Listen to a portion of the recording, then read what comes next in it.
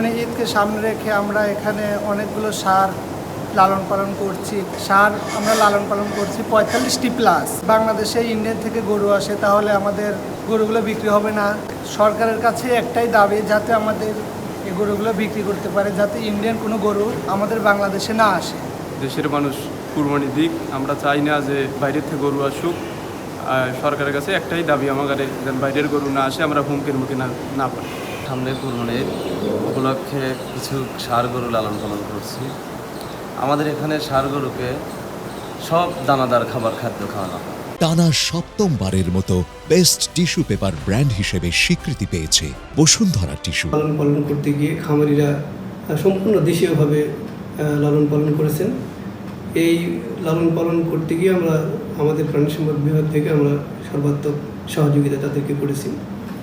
এই গরুগুলো যখন বেচা কেনা শুরু হবে, প্রত্যেকটি হাটে আমাদের ভেটেরিনারি মেডিকেল টিম থাকবে।